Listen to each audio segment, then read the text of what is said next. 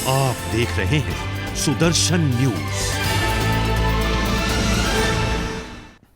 नमस्कार, आप देख रहे हैं सुदर्शन न्यूज। मैं हूं आपके साथ केशव कुमार। एक लंबी रस्साकशी के बाद आखिरकार ट्विटर ने भारत की तमाम शर्तों को मान लिया।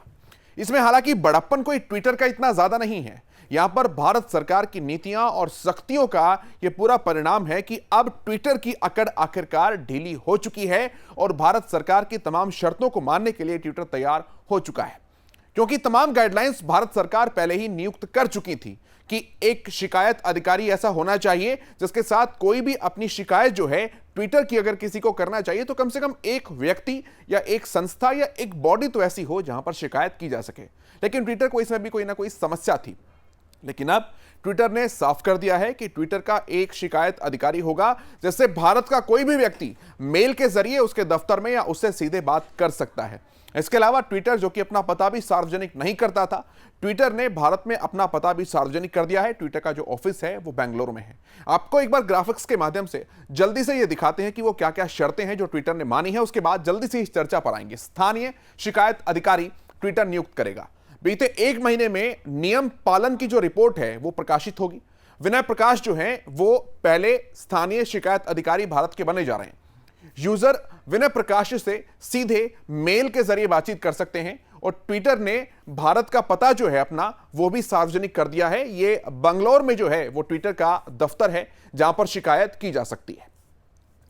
इसके अलावा 22,500 अकाउंट ट्विटर ने निलंबित भी कर दिए हैं। ये वो थे जो चाइल्ड पोर्नोग्राफी, नग्नता और आतंकवाद को बढ़ावा देते थे। भारत सरकार ने इन अकाउंट्स को सस्पेंड करने की सिफारिश काफी पहले से ही की हुई थी और भारत सरकार की शर्तें जो है वो ट्विटर अब बिना किसी अपनी शर्त के मानने के लिए तैयार हो गया है।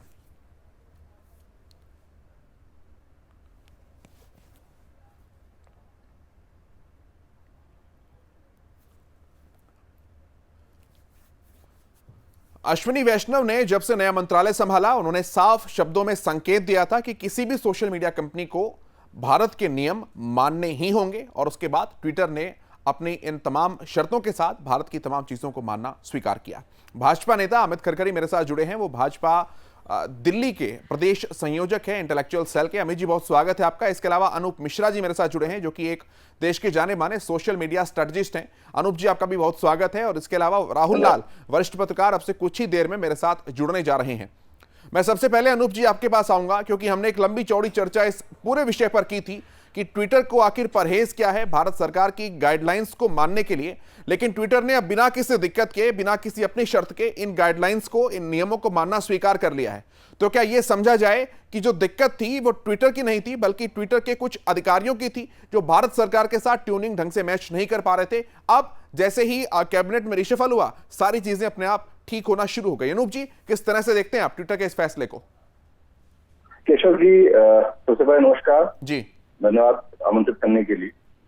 जो ट्विटर के साथ जो बेसिक इश्यूज हैं वो सिर्फ मंत्रालय या बेसिक कम्युनिकेशन लेवल पे नहीं है। ट्विटर चूंकि ज्यादा डिपेंडेंट है वो यूएस मार्केट के ऊपर, ज्यादा उनकी जो मार्केटिंग है, तो इसको इस तरह से भी देखना चाहिए कि यूएस इंडिया के रिलेशन को भी हमको कंसिडर करते हुए चलना चाहिए।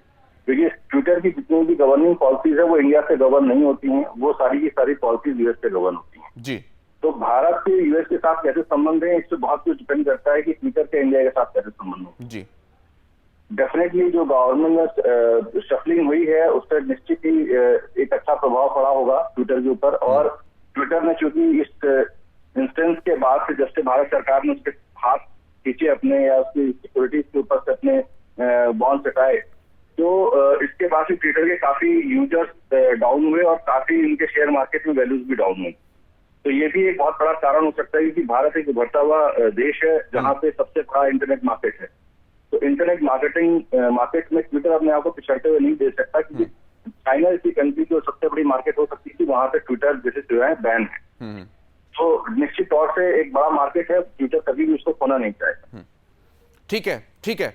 अमित जी, यही सवाल मेरा आपसे है, किस तरह से देखते हैं आप ट्विटर के इस फैसले को? क्योंकि इतना तो है, सरकार ने नकेल कसी है जब जाके ट्विटर ने इसे स्वीकार किया है। अमित जी, देखिए, मैं स्पष्ट रूप से कहना चाहूंगा कि सरकार ने पूरी तरह नियमों को पालन को लेकर सख्ती दिखाई है कि जो भी भारत सरकार के नियम है उनको पूरी तरह से ट्विटर को पालन करना होगा।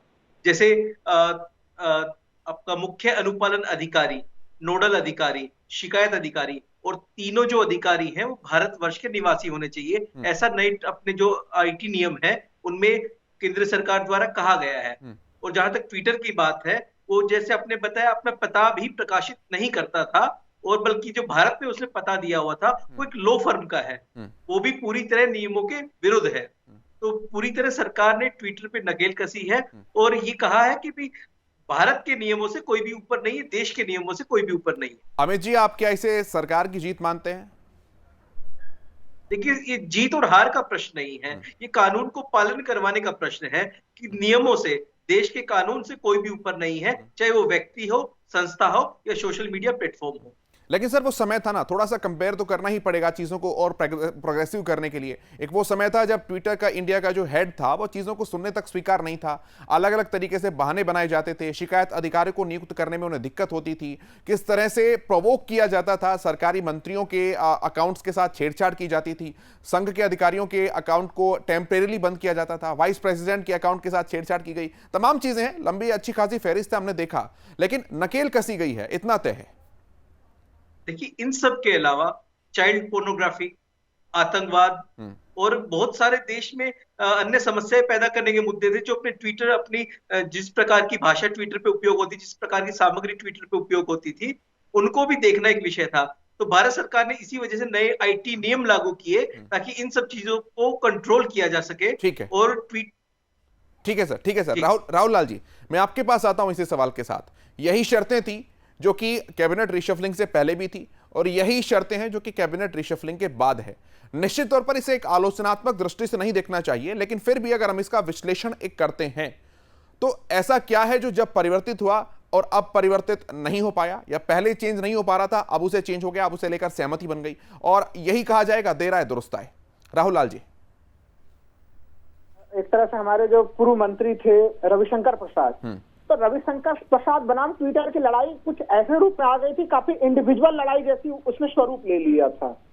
तो रविशंकर प्रसाद भी एक तरह से वो कानूनों के क्रियान्वयन के लिए, चूंकि उस पद पर बैठे तो वो उनकी भारत सरकार ने कानून कर, लेकिन ट्विटर नहीं। इसलिए हम देख रहे हैं कि अब जबकि उस मंत्रालय के पद को बदल दिया गया है तो त्वरित तौर पर ट्विटर की तरफ से भी गतिविधियां दिख रही हैं। एक चीज मैं आपको कि उन्होंने जो मुख्य एक तरह से जो अधिकारी जो नियुक्त विकास को पहले भी उन्हें अधिकारी को नियुक्त करने का प्रयास किया था ट्विटर ने।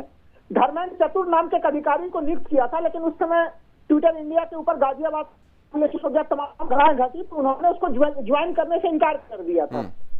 ट्विटर की जो हमारे खेल लिया गया है, तो भारत सरकार के सामने में ये बात भी रहती है कि जिस तरह से हम साथ व्यवहार है, ऐसे में कौन से बड़े अधिकारी जो है वो ट्विटर के साथ जुड़ना चाहेंगे, क्योंकि उन्हें भी अपनी सुरक्षा के बारे में चिंता होगी। तो ऑफ द रिकॉर्ड ट्विटर और भारत सरकार के बीच में वार्तालाप भी हुई है। ये भी चीजें जो है कि समाचार जो है कि वो सामने से आया है। विवाद को एक तरह से ट्विटर और भारत सरकार ने मिलकर सुलझाया कि देखिए अनूप जी की बात में काफी दम है, मैं उसी को आगे बढ़ाऊंगा कि देखिए इस समय ट्विटर और ट्रंप थे तो वहां पे अमेरिका में दोनों के बीच टकराव की स्थिति थी, लेकिन बाइडेन और ट्विटर में कोई टकराव की स्थिति नहीं है वहां पे। तो इस तरह से आप अगर ट्विटर सादृश्यता खराब होने वाली बात थी, तो एक तरह से दोनों देशों के द्विपक्षीय संबंधों के साथ भी यह मामला जुड़ रहा था।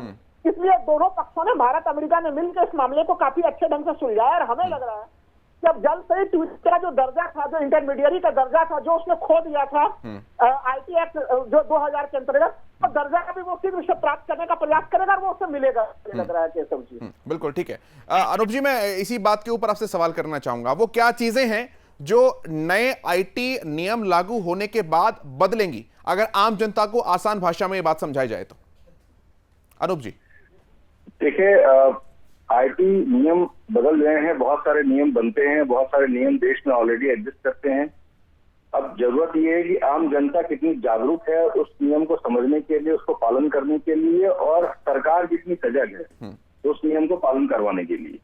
तो ये नियम बनाना और उसको पालन करवाना दो अलग अलग मैटर है। नियम तो हमारे पास बहुत ज्यादा है, साइबर एक्ट भी है, बहुत सारे डेटा प्राइवेसी एक्ट भी है, आईटी एक्ट भी है, तो नियम तुम्हारे पास बहुत सारे हैं, लेकिन उससे आम जनता को कितना फायदा नुकसान होता है ये देखने वाली बात होगी। मुझे बहुत ज्यादा विशेषकर इसमें मैटर नहीं लगता है कि इसको बहुत बेसिक जनता इस्तेमाल करने वाली है, रादर देन उनका पॉलिटिकल वॉरफेयर के लिए इसको इस्तेमाल जरूर किया जाएगा कि फला नेता ने ये कमेंट किया, फला जर्नलिस्ट ने वो कमेंट किया, उसके ऊपर पर्सनल जो अटैक्स होंगे उनकी संख्या बढ़ जाएगी। इस पे ज्यादा रिपोर्ट्स आएंगे, बजाय इसके कि जो है आम जनता इस पे रिपोर्टिंग करेगी और उसकी वहां पे सुनवाई होगी। तो मुझे इसमें बहुत ज्यादा बेसिक लेवल पे जो कंज्यूमर लेवल अगर हम बात करें तो कंज्यूमर लेवल पे अगर किसी को कोई इसमें बहुत ज्यादा हेल्प मिलने वाली है तो मुझे ऐसा नहीं लगता है कि बहुत ज्यादा हेल्प मिलेगी। हाँ, गवर्नमेंट लेवल पे, विपक्ष लेवल पे, पक्ष लेवल पे, यानी कि आप कह रहे हैं कि एक तरीके से पॉलिटिकल टूल के रूप में ही इसे और बेहतर तरीके से इस्तेमाल किया जाएगा, ये आपका कहना है? राइट, ठीक है अमित जी, मैं जवाब लेता हूं आपसे इस बात का। अमित जी देखिए, मेरा मानना है पॉलिटिकल टूल एक अपना अलग विषय है, लेकिन जिस प्रकार से बच्चों को लेकर नग्नता भरे दृश्य परोसे जा रहे थे, आतंकवाद को कहीं ना कहीं बढ़ावा मिल रहा था, कुछ ऐसे ट्विटर अकाउंट्स थे जो सीधे सीधे आतंकवाद को बढ़ावा दे रहे थे और इस प्रकार की समस्याएं, ज्वलंत समस्याएं देश में पैदा कर रहे थे, तो उस पर भी एक बड़ी लगाम कसी है इस नियमों के माध्यम से। और मुझे लगता है कि आने वाले समय में एक बड़ा बदलाव देखेंगे कि केवल जनता से जुड़े ही नहीं, पॉलिटिकल मुद्दों पे ही नहीं, इन मुद्दों पर भी पूरी तरह लगाम कसी जाएगी और परिवर्तन आएगा। लेकिन अनूप जी, पॉलिटिकल टूल के रूप में इसे इस्तेमाल किया जा सकता है, तो इस बात का जस्टिफिकेशन हम इस बात से थोड़ी ना दे सकते हैं कि नए आईटी नियम अगर लागू हो रहे हैं तो उसका आम जनता से कोई लेना देना नहीं है। जनता अगर जागरूक होगी, अगर ग्राहक, उसके कंज्यूमर जागरूक होंगे तो निश्चित तौर पर उन्हें उन चीजों को भी मानना पड़ेगा। नहीं, डेफिनेटली केशव जी, आपकी बात मैं बिल्कुल सही मान रहा हूँ कि जनता जब नियम कानून बनते हैं तो जनता को उसको फॉलो करना, उसके फायदे भी मिलते हैं। लेकिन यहाँ पर मुद्दा ये है कि जो ट्विटर की जनसंख्या है वो अराउंड 6 करोड़ की जनसंख्या है जो ट्विटर पे एक्टिव है।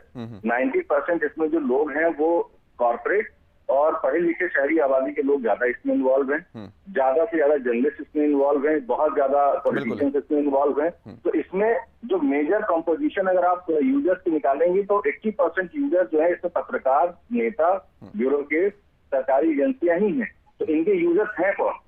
इनके यूजर्स फेसबुक की तरह थोड़े ना है कि देश के अंदर 40 करोड़ जनसंख्या जो है फेसबुक को यूज कर रही है तो फेसबुक के लिए कम प्राइसेस अलग होंगे। अगर हम सिर्फ स्पेसिफिकली ट्विटर की बात करें तो ट्विटर पे जो हमारे कंज्यूमर्स हैं या जो हमारे यूजर्स हैं वो ज्यादा से ज्यादा यही है। बिल्कुल ठीक है, ये एकदम वाजिब पॉइंट है जो आपने उठाया। राहुल जी, मैं आपके पास ही आ रहा हूं, आप अपनी बात को भी रखिएगा, लेकिन अब जो हम बात पहले से करते रहे हैं, जब पूरा ये डिस्प्यूट चल रहा था सरकार और ट्विटर के बीच में, तो एक बात आती थी कि पूरा एक तरीके से डिपेंडेंसी जो है सरकार की, सरकार के प्रवक्ताओं की, ऑफिशियल स्टेटमेंट्स की, वो ट्विटर पर बढ़ गई थी बहुत ज्यादा। इस हद तक बढ़ गई थी कि ट्विटर ने नाजायज फायदा भी उस चीज का उठाया। क्या एक दूसरे ऐसे ही समानांतर स्वदेशी प्लेटफॉर्म को प्रमोट करने का ये एक सही समय भी है? इस बारे में क्या मानना है आपका? ये भी मेरा सवाल है और अनूप जी की बात का जवाब भी आप दे सकते हैं। राहुल जी, सबसे पहले चीज तो कि अनूप जी के इस बात से तो बिल्कुल सहमत हूं। भारत में जो ट्विटर है वो एलिट क्लास ही इससे जुड़ा हुआ है, सामान्य वर्ग अभी तक जुड़ा नहीं जुड़ा। दूसरी चीज से देखिए, जो ये कानून जो लाया गया, मैं अभी भी कहूंगा कि चिंता था जो 25 फरवरी से लागू हुआ, वो एक तरह से उसके ऊपर डिबेट थोड़ा उसको उसमें और व्यापक परिप्रेक्ष्य में उसको हम लोगों को लाना पड़ेगा। देखिए, आपको त्वरित तौर पर अगर आवश्यकता होगी, सरकार के बड़ी स्वागत योग्य स्थिति है, लेकिन सोशल मीडिया व्यापक तौर पर है। देखिए, ट्विटर लीजिए कम समय है, लेकिन अभी भी फेसबुक के साथ या दूसरे अन्य जो व्हाट्सएप है, व्हाट्सएप ने अभी भी इसे स्वीकार नहीं किया है। व्हाट्सएप की स्थिति अभी भी वो कोर्ट में चली रहा है, तमाम अलग अलग चली रहे हैं।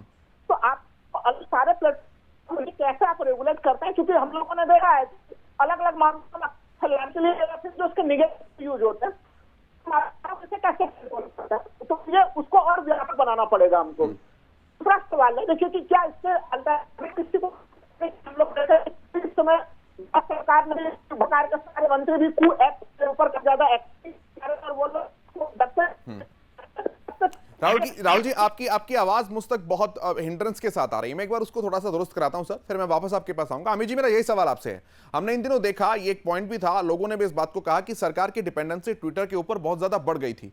तमाम लोगों के अकाउंट्स थे और ऑफिशियल स्टेटमेंट्स देने के लिए भी बाकायदा ट्विटर का ही इस्तेमाल किया जाता था। मैं एक जर्नलिस्ट हूं, इस बात को बखूबी समझ सकता हूं कि ट्विटर के जरिए ये ऑफिशियल स्टेटमेंट एक तरीके से समझी जाती थी कि ट्वीट उन्होंने किया, एक तरीके से कहीं कि माइंडसेट ऐसा पूरा बन चुका था।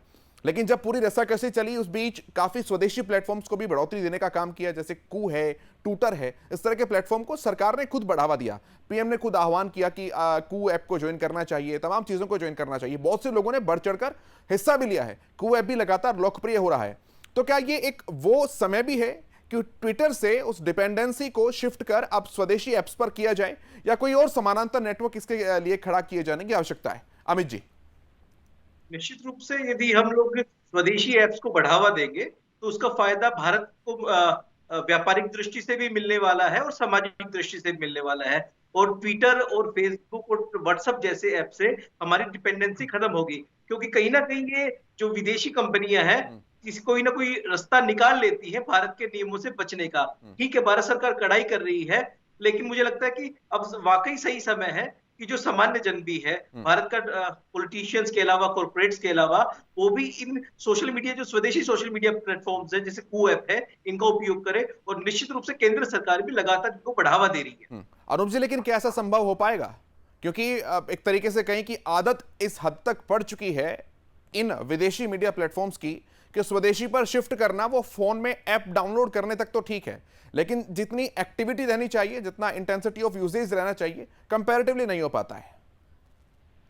बिल्कुल सही बात है, क्योंकि अब जैसे जो डिपेंडेंसी या रिसर्च एनालिसिस जो विदेशी कंपनियों के पास होते हैं, जो उनके पास डेटा सेंटर्स होते हैं, वो अभी व्यवस्था भारत के पास नहीं है। वो आईटी इंफ्रास्ट्रक्चर जो है वो कहीं ना कहीं हम लैक करते हैं। दूसरी चीज, जो कोई भी नया टूल या नया ऐप आता है तो उसको मार्केट में अपनी एक एस्टेब्लिशमेंट बनाने के लिए बहुत सारे फंड की जरूरत होती है, बहुत सारे विजिबिलिटी की जरूरत होती है, विजिबिलिटी प्लानिंग की जरूरत होती है, और यूजर बेस की जरूरत होती है। वो डेफिनेटली अभी मार्केट में आया है, लेकिन वो अभी उतना रोबस्ट एप्लीकेशन नहीं है जहाँ पे सारी चीजें आपको अवेलेबल हो ट्विटर की तरह, और उतना फास्ट और एक्टिव एक्यूरेसी के साथ नहीं काम कर रहा है। कहीं उसमें लैगिंग रहती है, कहीं थोड़ा सा इश्यूज रहते हैं। तो ये एक फैक्ट है कि सरकार को अगर कुछ भी इस तरह के कम्युनिकेशन टूल बिल्ड करने हैं तो सबसे बड़ी चैलेंज ये है कि सरकार को अपना एक कम्युनिकेशन ब्रॉडकास्टिंग टूल इस्तेमाल करना चाहिए, बिल्ड करना चाहिए, एटलीस्ट जिससे सरकारी डिपेंडेंसीज जो है, जो प्राइवेट सेक्टर्स पे डिपेंडेंट है या विदेशी कंपनियों पर डिपेंडेंट है, वो डिपेंडेंसी थोड़ी कम होनी चाहिए। आम कैसे हो पाएगा अनूप जी, कैसे हो पाएगा वो? अगर उसका कोई छोटा सा एक्शन प्लान भी अगर आप बताएं तो। देखिए, अगर हम देश में इतना बड़ा आईटी इंफ्रास्ट्रक्चर बनाने की बात कर रहे हैं, डेवलपमेंट की बात कर रहे हैं, मेक इन इंडिया की बात कर रहे हैं, डिजिटल इंडिया की बात कर रहे हैं, तो हम पहले अपनी डिपेंडेंसीज के ऊपर क्यों नहीं काम कर रहे हैं? तो अगर हम अपनी डिपेंडेंसी नहीं मीट आउट करेंगे, हम अपने कम्युनिकेशन एप्स नहीं बनाएंगे जहां पे सरकारें एक दूसरे से बात करें, अधिकारी एक दूसरे से कम्युनिकेशन कर सके ना शॉर्ट ड्यूरेशन, जब चाइना कर सकता तो हम क्यों नहीं कर सकते? ठीक बात है राहुल जी। ठीक है अनूप जी, मैं आपकी इस बात का जवाब लेता हूं। राहुल जी कुछ कहना चाह रहे हैं, फिर मैं वापस आपके पास आता हूं। सर राहुल लाल जी। देखिए कसब जी, आपने गंभीर मुद्दा उठाया है आपने, क्योंकि देखिए अगर हम लोग बात करते हैं जो अगर जैसे कू ऐप यूज करते हैं, तो कू ऐप का जो टेक्नोलॉजी है या तमाम तरह की चीजें हैं, वो हम लोगों को दिखती हैं कि जब आप लंबे ऐप को यूज कर रहे होते हैं तो उसकी बड़ी इंस्टीट्यूट और टेक्नोलॉजी के नाम में कहीं कहीं जो पश्चिमी ऐप है उनसे पीछे है हमारा। तो जब आप वहां पर जा रहे हैं तो एक जा रहा होता है, काफी हाई टेक्नोलॉजी यूज का होता है, जब टेक्नोलॉजी का लेवल उससे मिलता है तो फिर उसको भी उसे मन नहीं लगता है उसे। तो जब दूसरे की डाटा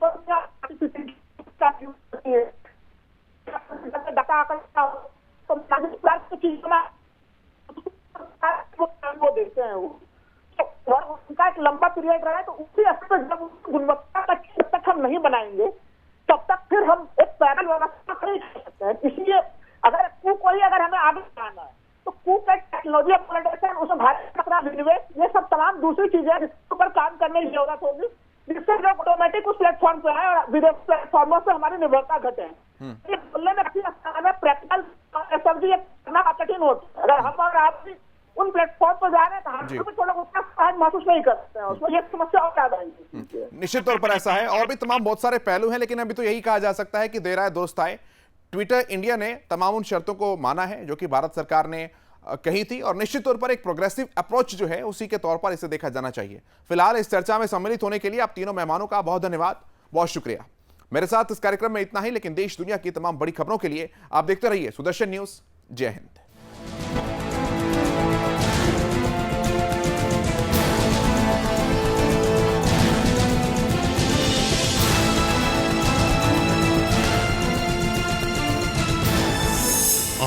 देख रहे हैं सुदर्शन न्यूज।